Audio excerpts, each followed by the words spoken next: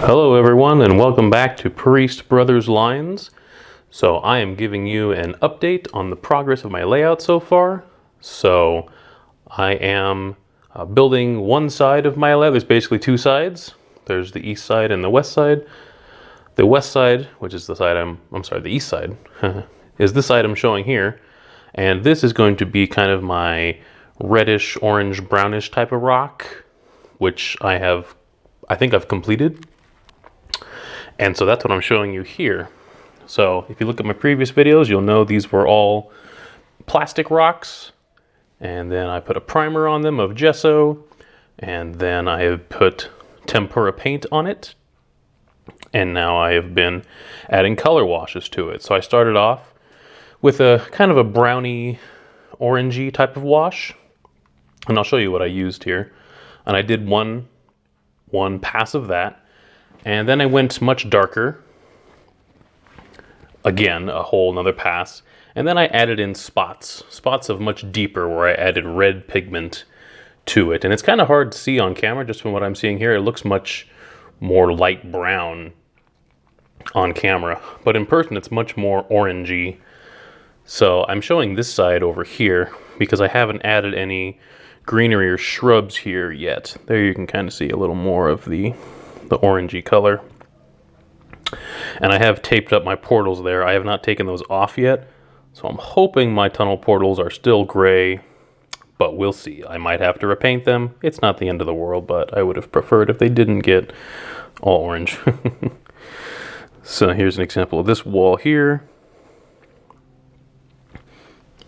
And so what I'm going to do next here, and I'll show this too, is this is all just the paint on top of the wood. So this is a 1/4-inch plywood up here. And so you can see some of it's covered, some of it's not.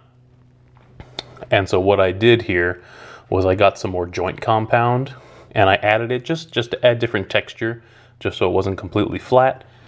And then I painted, so here you can see there, a clump of joint compound. I just splotched it down there and then covered it with paint. And I'm gonna be covering that with dirt, just so that it's not perfectly even. I wanted to just make it a little more interesting. But what I've been doing today here, as you can see, I've been adding more shrubs. So not very much, but a little here and there, because as I've been on my trips, particularly on the West Coast, which is where I live, I've seen a lot of these brown rocks, these red rocks, and in my mind I think that they're completely barren, and some of them are, but not all of them. So I've been adding shrubs and greenery where they make sense. So like on outcroppings or where it flats out. Any place where water could collect, I've tried to add the various colors of shrubs. And so you just kind of be logical about it. Anywhere where you think water might collect, or even where dew might collect overnight, any place where water could be, there's going to be weeds, right? As those of us who tend to our front yards and backyards, we know that weeds will grow anywhere. And so I've tried to add, I haven't gone on this side yet, which is why I took the camera out. I wanted to take a little break. I'm like, I should film this before I get the shrubs down. So it's really interesting how different it looks on camera. It's just so much more red in real life. I'm just curious if that's the little viewfinder that I'm looking at right here, or if it'll look different once it's on TV. Well, I guess we'll find out. So as you've seen, I've been adding different kinds of shrubs, and I'll show you what I've been using here. For the bushes, I've been using these bushes olive green here. I've also been using coarse turf light green. I've been using M&Ms. No, sorry. Honestly, these big plastic containers. They will be very useful, especially if you're going to get stuff in little bags like that. It's much more useful having nice containers. But this is a clump foliage medium green I've been using there for a lot of the darker bushes. And those have been my main bush pieces there. I've also been using fine turf yellow grass to kind of add highlights on some of the bushes. Let's see here. I don't know if this will turn out. Let us see. That's one thing that I've seen people do. Can we see it there? I don't think we can see it there. Hold on, let me find a better example. There we go. So there's some of the darker with the light fine on top. And I've seen people do that. Sometimes it can look like flowers, or it can simply look like light on the darker bush. So it can have a dual effect as flowers or maybe dried leaves, or it can simply look like sunlight on the bushes. Then you can see it from a little further away, ever so subtle, but those little pieces add a lot. I've also been using the fine turf burnt grass as a highlight as well on the darker colors. And then I've been using this coarse turf yellow grass as well to make bushes, such as right there in that little crevice there. So just little things like that is what I've been doing here. And so I've been going down the way here, and then I stopped about right here because I want to add the dirt there before I go any further. And so I've been adding dirt, or I already did it. I added dirt here. So on this outcropping here where it's rather long, and there's some of the foam down there. I need to vacuum that up. I'm going to be putting static grass here. I'm waiting for my static grass applicator to show up. It'll be my first time doing that, so that should be fun, seeing how that works. I've seen other people do it, and it just looks fantastic. I most likely will go back through here and add some static grass on some of these smaller outcroppings as well, where it makes sense. So that should be a lot of fun. But I'll show you what I did for this dirt here, and that's exactly what I'm going to do over to the left. And then right over here where it meets my little snowshed tunnel, I added some of the bushes around there on the crack, and that turned out pretty nicely. I had all that taped up as well, and for the most part it didn't get too much of the orangey paint on it. So that's all been put in there now too. I think I might leave that gap there just so you can see where the wood meets the rock. I don't think it looks bad. I was considering just putting the bushes all along the crack there if it didn't look good, but I think that looks pretty decent. So let's go around and I'll show you the other side of the hill here. So here's the hill from the other side, and so you can see there where the dividing line is when it transitions to the next color scheme and all that. So I didn't add too many bushes here. This was a pretty sheer cliff area, and I didn't find too many outcroppings. Just that one right there. Again, I'll go through this again with some static grass and just put it where it makes sense. But I did add all these bushes here, right where the rock meets the top there. And again, this is still drying, so I'll have to vacuum all these little pieces up. But this is quite a crevice there, you can see. So that'll all be filled in, which again makes sense. There would be water buildup, there'd be dirt buildup on top of the snowshed there, which I know snowshed doesn't make a whole lot of sense with the the deserty rock, but it's fun. I wanted to have a snowshed on there, and I'm not too concerned.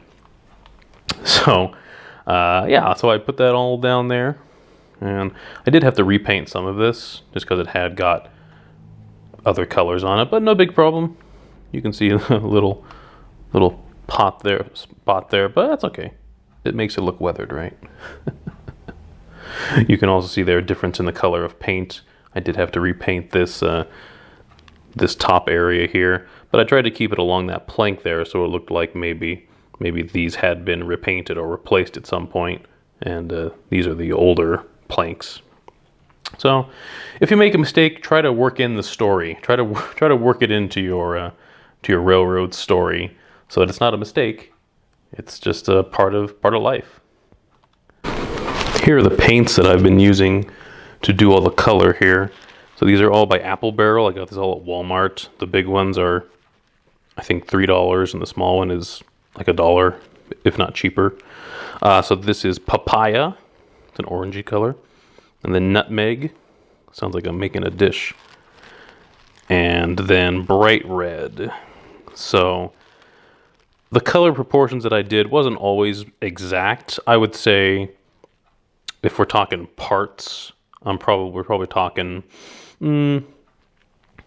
maybe 5 like 5 parts brown, 4 parts orange, and about 2 parts red. And it just depended on how I wanted it to look. And again, I can't really tell how well it shows up on camera here, but it's not all one color. There's a lot of variations, which is what I wanted to go for, which is why that first layer was kind of light, and then I darkened it a lot more. But again, there were some areas that were darker than the others before, and so when I added it, the second layer, those areas became darker, and the lighter areas just became like medium.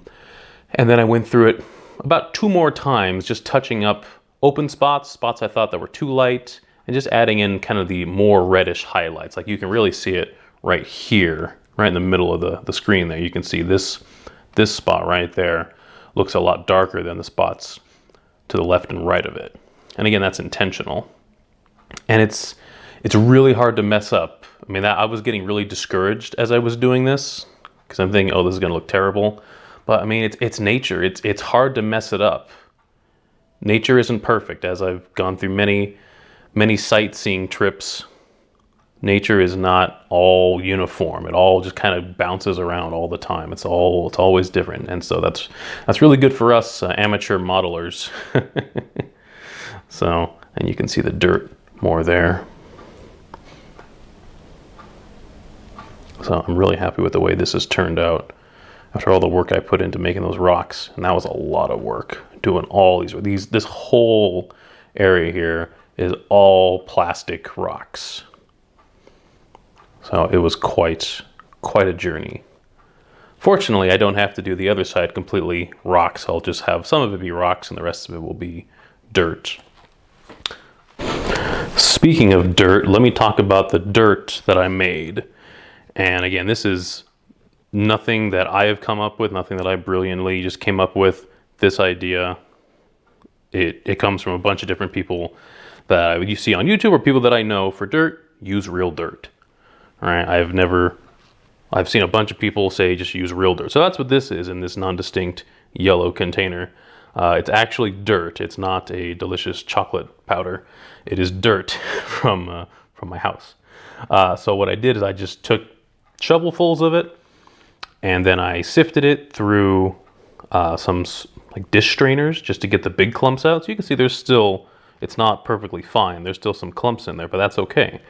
So I got that and I put it in a container, and I've seen people use various methods to lighten their dirt, because usually using dark dirt, it doesn't look right. You need to lighten it a little bit. It depends on where you're modeling. So on this side, I've opted to use darker dirt just to kind of match the rocks a little more. But on the other side, I will be using a lighter dirt. And what I've seen people do is they'll mix it with grout. So I don't have an example right in front of me, but they'll use tile grout just to lighten the dirt a little bit. But what I wanted to do was make the dirt look more like the rocks. And so if you watched my previous video, I bought something at the store which I thought might be useful to make my rocks look, or to make my dirt look more red. And that product is indeed paprika. So paprika is a spice. So again, we got papaya, we got nutmeg, and we got paprika. I feel like I'm cooking over here. But that's what I used. So I took that dirt and I mixed it with paprika. And you probably can't really see it too well, but that's what I did. And yeah, you can't tell it all from the camera.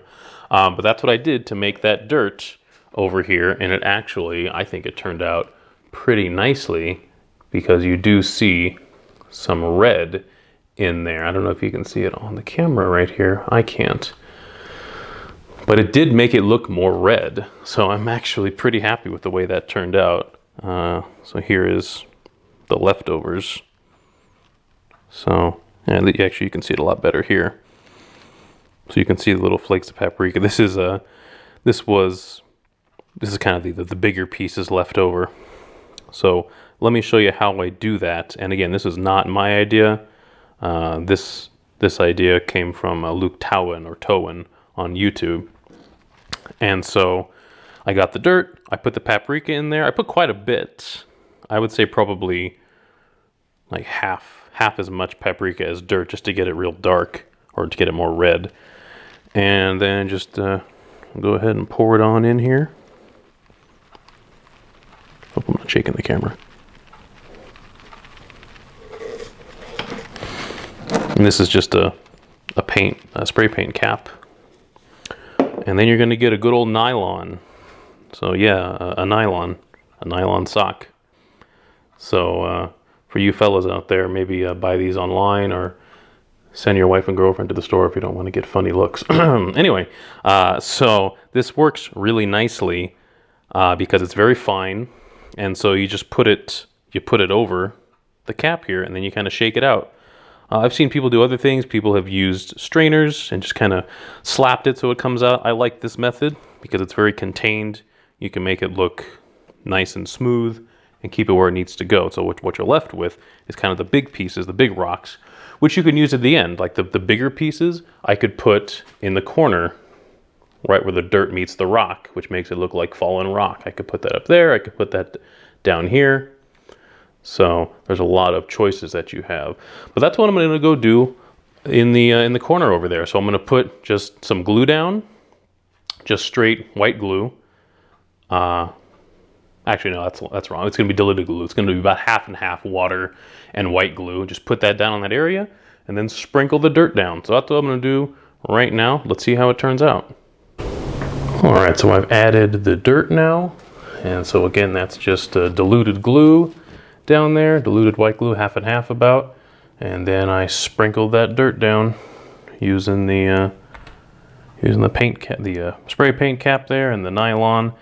And I used a hair tie to wrap it around too. You can use a rubber band, but I had a bunch of hair ties available. So we'll let that dry. It looks really goopy and nasty right now, but that will dry clear. And we'll see how it looks in a few hours. I'll probably let it go overnight, but I think that's gonna turn out nice. And we'll see how that all goes. And there's another view of the dirt from over there. So I'll be putting static grass up here. I have various lengths of yellows and greens, so I'll have to figure all that out. But we'll see how that turns out. All right, so the glue has all dried, and that's looking pretty nice, pretty plain and bare. You can see some of the places where the larger granules had built up, particularly along the edge of the mountain there, falling rocks and such. So that's all glued and dried now. And I'm going to be putting static grass on most of this area. There's a few bushes, but mostly static grass. Now, as I feared, I did take off the tape and such around my tunnel portal. And as you can see, it got covered in paint. So I'll have to repaint that. Not a huge deal, but I was hoping to avoid that. A bigger problem, perhaps, is the tape. So I've had masking tape around this for quite a while. I would say maybe 2 months now. And clearly that was a mistake, because as I pulled the tape off, there was like this dried residue you can see here. That's from the tape. That's not plaster or anything. That's from the tape. And maybe I can chip it off. I haven't really tried. So moral of the story is, if you're going to be masking things, whatever that job is, get it done quickly, because this could happen. Maybe just I had cheap masking tape, I'm not sure. But it's been there for a few months, and I'm in my garage, so it does get hot. Not really hot, because it is underneath the house. So it gets to maybe about 85 degrees, 90 degrees down here. So it's not getting to like 110 or anything. But that masking residue is going to be an issue. Fortunately, I can repaint this. And then anything that doesn't look right, I can just cover it up with the bushes. So shouldn't be a problem, but I was hoping to avoid that issue. But now on to finishing the rest of this, putting the bushes in, and then doing static grass. We'll see how that goes. All right, so I've tidied up the tunnel portal here. I repainted it and painted some of those white spots around the tunnel portal. So spots where it comes together nicely, I can leave as is. Like that looks pretty decent right there. Spots where it's not so much, I'll just add greenery, bushes, weeds, whatever, like right on the top there. I'll be adding stuff right there, which makes sense because on top there would be water there. And on top here, it's not the nicest places. So I'll just add the bushes and the grasses and whatever where it goes, particularly like under there. Focus. Like under there. And I've started to add more bushes and shrubs over here. Again, just putting them where it makes sense. And so now I'm finished with everything here. I put stuff over here too. What I want to do is I want to wait for the portal to dry there before I put any of the bushes around it. So while I'm doing that, I'm going to go start to do static grass work.